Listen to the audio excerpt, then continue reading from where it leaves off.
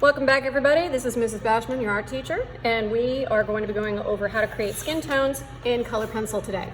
Here I have a skin tone chart that I created the other day, and I'm going to show you how to make all 6 of these skin tones: milk, cream, olive, caramel, chocolate, and espresso.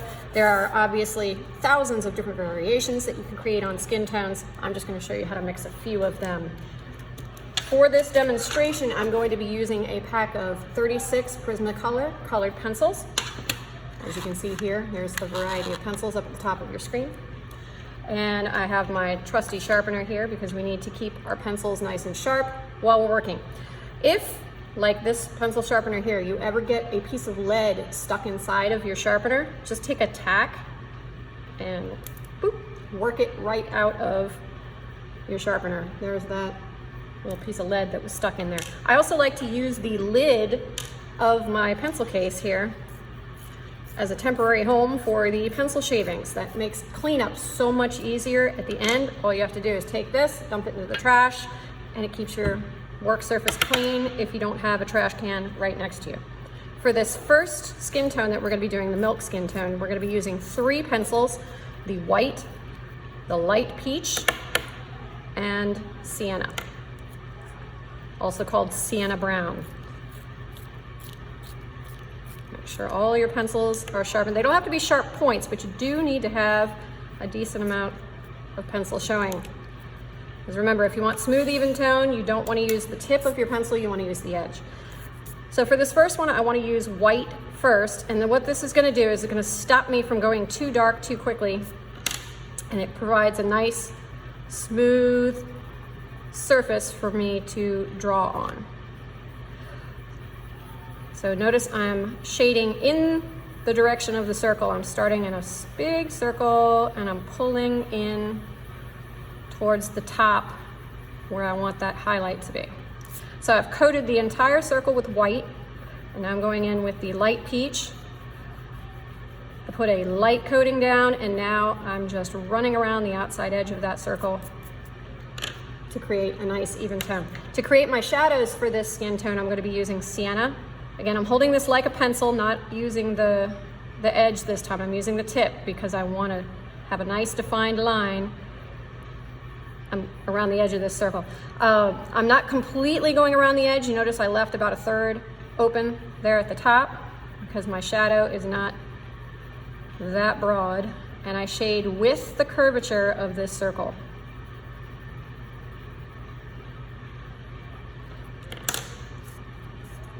So this is how I've shaded it so far. So now we need to start blending. You always want to back up to a lighter color to blend. I'm going to back up to my light peach, and I'm just doing tiny tornadoes, small circles. This is called scumbling, also called the Brillo pad method. I call it tiny tornadoes.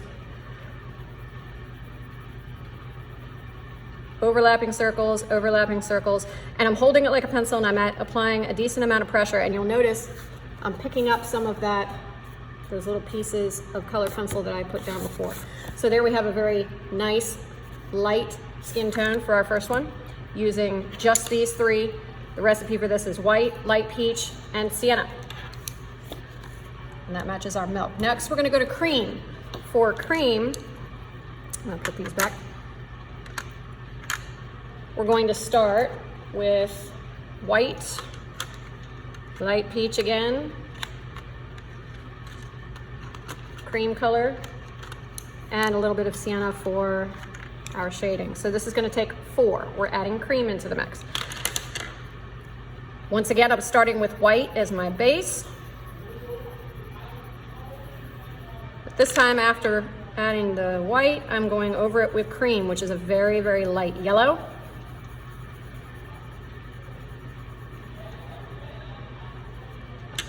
And then I'm going to do the exact same thing I did last time. I'm going to go over it with the light peach,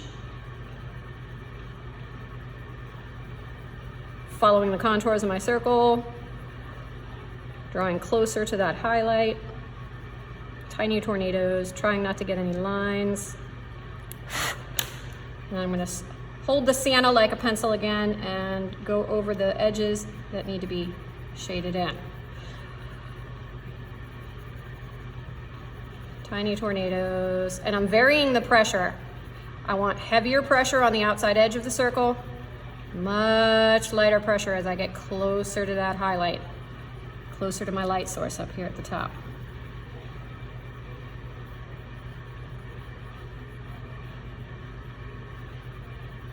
Okay, there's my rough circle. Now I need to blend it, so I'm going to back up and use my light peach to blend. Tiny tornadoes, blending, and you notice the blending lightens those shadows up because we're going to a lighter color to blend. But I'm not touching that highlight, I'm leaving that highlight alone. And I'm gonna go back up again to my lighter color, my cream, and using that to blend out the highlights. So here's our two so far. You can see, if I get closer up here, this is a little bit cooler and this is a little bit warmer, just because we have cream added into the mix here. The next I'm going to show you is olive.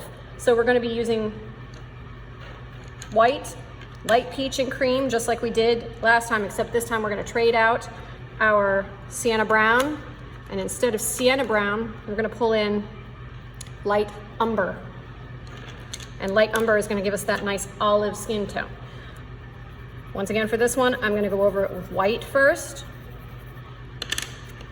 then light cream, it's just cream, whatever. We're having fun. Whee! Okay, so a nice even coating of white and white and cream. Why do I want to keep calling it light cream? I have no idea. Speaking of cream, let me drink some tea. Ooh, it's hot, it's good. Love me some decaf Earl Grey tea. All right, I'm doing tiny tornadoes, putting that skin tone in there. Light peach, leaving it light where the highlight is. We're gonna sing cause we want to. Okay, now I'm going to shade using my light umber, and you'll notice right away that this is a different brown. It's gonna give it a nice olive color. Those beautiful skin tones you see from the Mediterranean. Skin tones are so fascinating, aren't they? So many different variations. Don't be afraid to add color to your skin tones. Jazz it up a little bit. I'm going to be doing some demonstrations on how to do skin tones in paint as well. If you notice your skin tones are too orange, they're too orangey, you look like an Oompa Loompa. An interesting way to cool it down, believe it or not, add a little blue. If you're seeing too much of one color, add its complement. That'll help you out a whole lot. I know it sounds weird. You don't need a lot of blue, just a little bit. Teeny little bit, it'll help.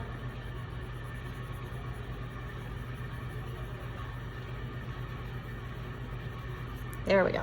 Okay, now I've got my base color down. I need to back up to my cream to blend out my highlight. Whee! Spinning around in those tiny tornadoes. There we go. So here's my top three. These are my lightest skin tones, my milk, my cream, and my olive. So next we're gonna go to some darker skin tones. For the first one, I'm not gonna use white at all, putting white back. I'm gonna be using cream, which I have here, light peach. We're going to be using light umber again.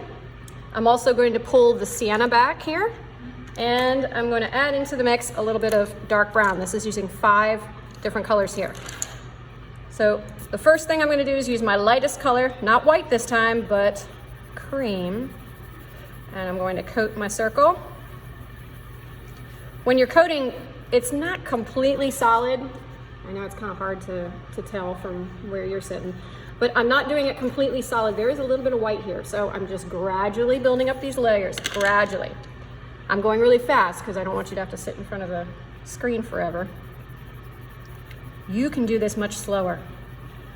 The slower you go, the more gradual your layers, the more beautiful your color pencils are going to be. So I did cream, now I'm going in with my light peach. Again, I'm leaving this spot right here where I want the highlight to be pretty much alone. Now I'm gonna go back with a little bit of my umber. This is what helped create that olive tone in the last skin tone that we did. I'm not gonna put a whole lot, just a little bit. Tiny tornadoes.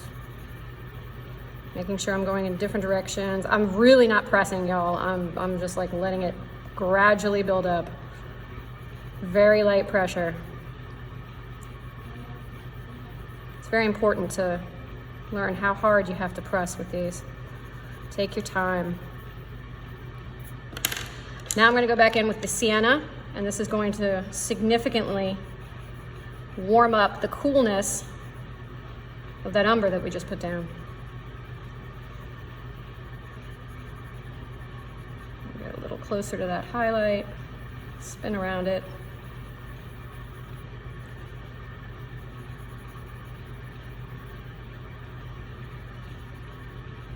Now the sienna is going to give us that beautiful caramel color. We spend a lot of time in the subtropics. You get that beautiful skin color. Unless you're me, I'm just a vampire. I have two colors, vampire and lobster. That's really it. Sad. That's okay. I'm going to take my dark brown and just go over the edges that I want to have nicely shadowed here. Again, I'm leaving about a third of this alone. Following the contours, just giving it that nice dark edge where the light's not hitting it. To blend, I'm going to back up again. Let's use the light peach this time. Blend this out. And then I'll use the cream right there at the highlight. Come here, cream.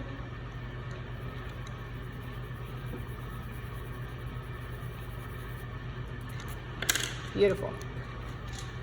So there we have our caramel. Oops, sorry, my stool moved. I think we can go a little darker with our sienna. I feel like it's not where I want it to be. Yeah, it's a little better.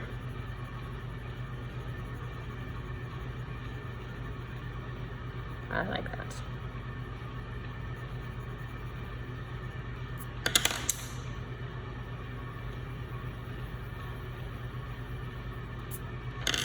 Nice. There's our nice caramel color. All right, the next one we're gonna do is chocolate. We're going to switch our cream out. We're gonna put cream back because that's what warms up our tone, and we're gonna pull back white so that we can cool this one down. Again, we're gonna be using sienna, light umber, and dark brown, but this time I'm putting back my light peach. All right, so this is back to 4. White, light umber, sienna brown, and dark brown. I'm gonna start with my lightest color, which is my white.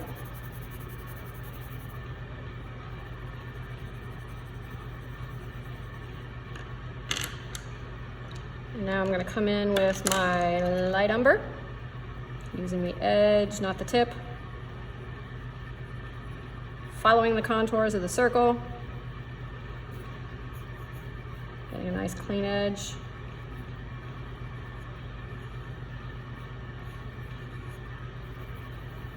Tiny tornadoes, not a lot of pressure. I'm just putting that first coating down. A little darker towards the edge where the light's not hitting.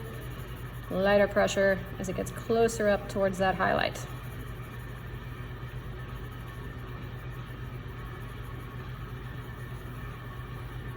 Sorry, I'm trying to avoid the table shaking.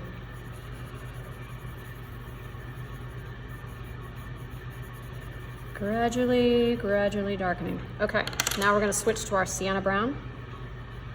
Let me sharpen it a little bit. See how there's like a little bit of wood on that side? Don't like that. There we go, that's a little bit better. You ever notice sometimes how the pencil color, the part of the pencil that you color with, and the wood are not like centered? It's so frustrating. So when you go to sharpen it, it has like this extra little bit of wood. It just won't go away. If that happens and you keep sharpening it and it's not helping, use an X-Acto knife and just shave away the side that has the wood to make it a little more even. Always be careful when using an X-Acto knife to sharpen your pencils. Those knives are very sharp.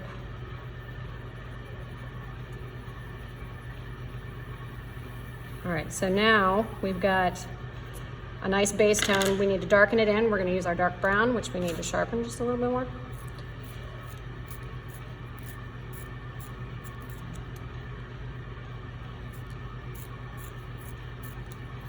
And I've mentioned on another video, and it's worth mentioning here too, always use handheld pencil sharpeners on your colored pencils. The reason being, the pigment is softer than graphite pencils. So if you try and put them in an electric pencil sharpener, they're gonna break. So what'll happen is the vibration of the electric pencil sharpener will shatter the color inside of the pencil. So then you sharpen it and the color is gonna fall out, and it's gonna fall out, and it's gonna fall out, and you'll get real frustrated. It's another reason why you don't wanna drop these. Try and take care of your stuff.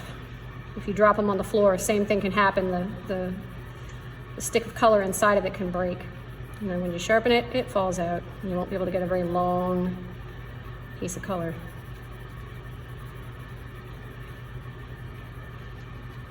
There we go, that's pretty. I like that.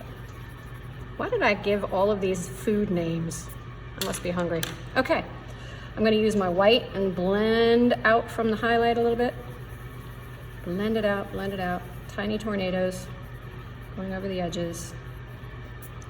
And then I'm gonna come back and darken some more, especially around these sides here. Gradually making it richer, darker, more smooth. You'll notice once you reach that kind of maximum wax point, it becomes difficult to add more color. That's why I always add gradually.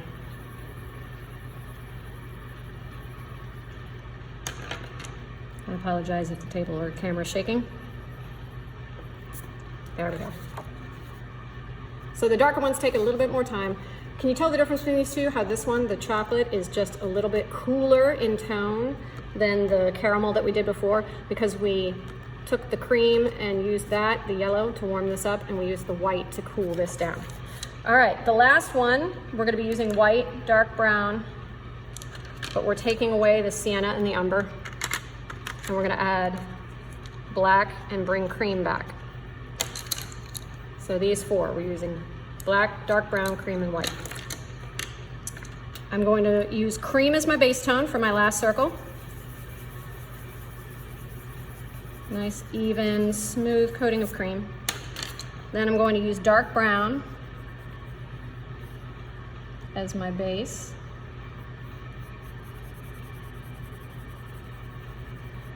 Again, take your time, go slower than I am. Just for demonstration purposes, I'm speeding things up, which makes it a little bit more sloppy.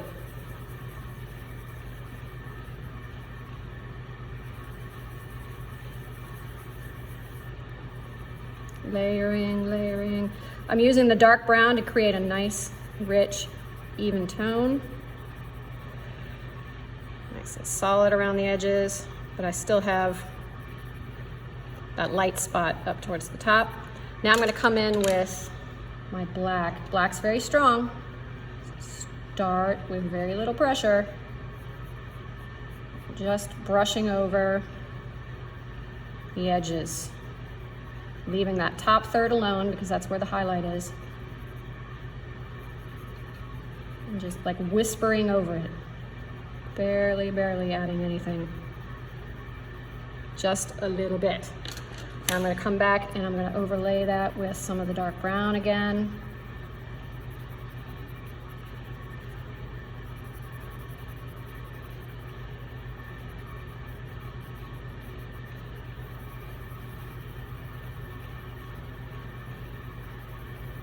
Spiraling in towards the middle. And then backing up to cream to blend it just a little bit. And I want to cool that cream down, so this is where I'm going to use the white. Just a little bit of white to blend. I didn't put white down first for this one, put cream down first. But I'm just going to use a little bit of white cool that down. So there you have it.